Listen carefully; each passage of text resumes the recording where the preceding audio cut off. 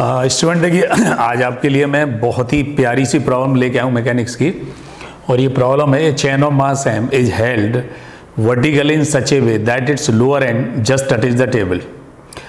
Find the total force exerted by the chain when its upper end is about to hit the table. तो देखिए, इसमें एक chain है जिसका मास हमें दे रखा है M.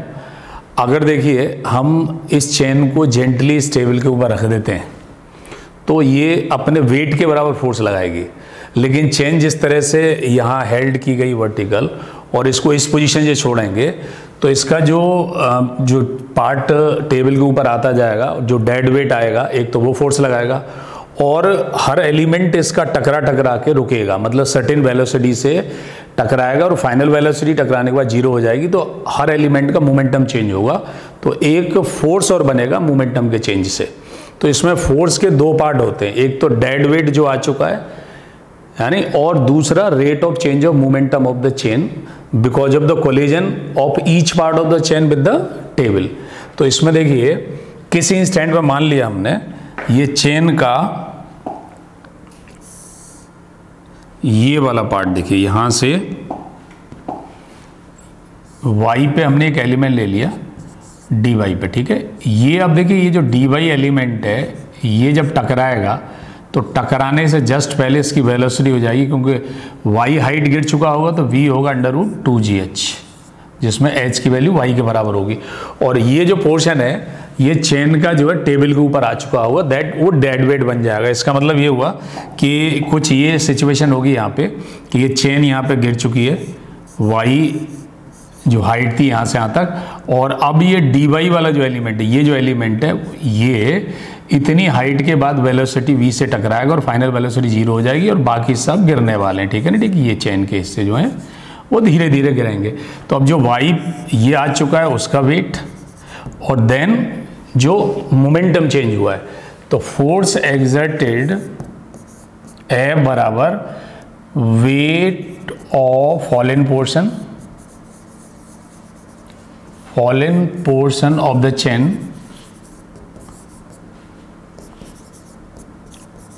And plus dp over dt, that is change of rate of change of momentum. तो ये हमने न्यूटन साइकिल लॉ से यहाँ पे ये लिख दिया, ठीक है। अब देखिए, अगर लैम्डा हम मास पर यूनिट लेंथ ले लें तो इसका वेट कितना होगा, तो लैम्डा जो है mass per unit length, unit length of the chain, तो इसका वेट कितना हो गया, ये जो पोर्शन है ये वाला, इसका weight this is equal to lambda into L, ये मास बन गया।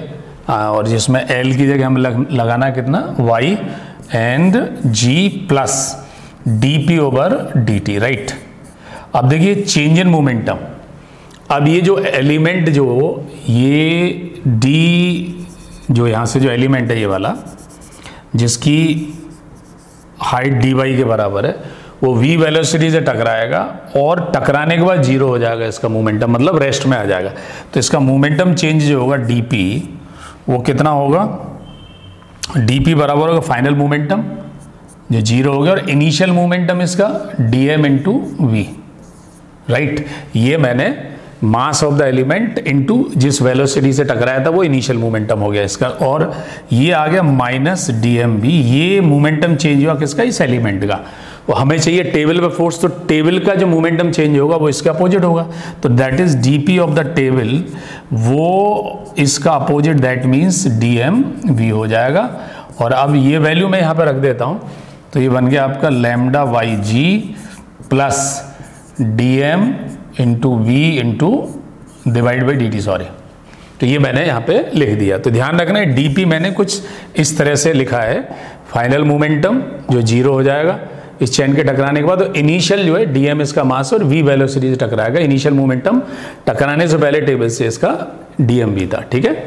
तो अब यहाँ पे मैंने dm जो है मास ऑफ द एलिमेंट लिखना है, तो इसमें lambda mass per unit length multiplied by इसकी जो हाइट है एलिमेंट की dy के बराबर, ये मैं यहाँ पे रख देता हूँ, ठीक है, dm।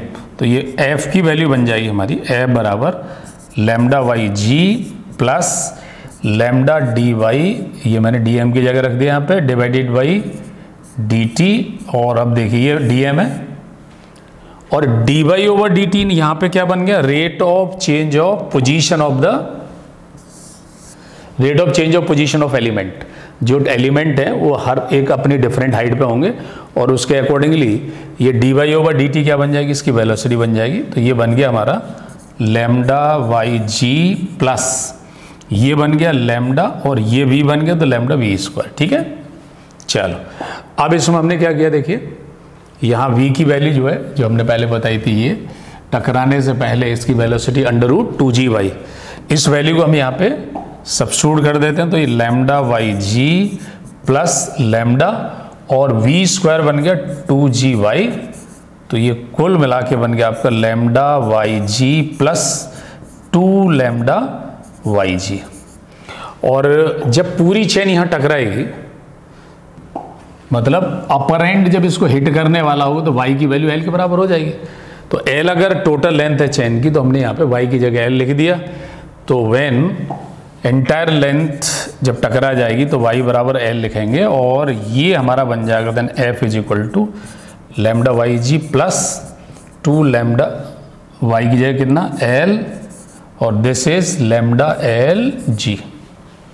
और यहाँ पे जो लैम्डा l है वो बन गया कितना, total mass of the chain जो हमें दे रखा है। पूरी लेंथ का, पूरी चेन का जो लेंथ है l के बराबर और लैम्डा मास पर लेंथ है, तो कुल मिला के जो मास है इसका m बन गया।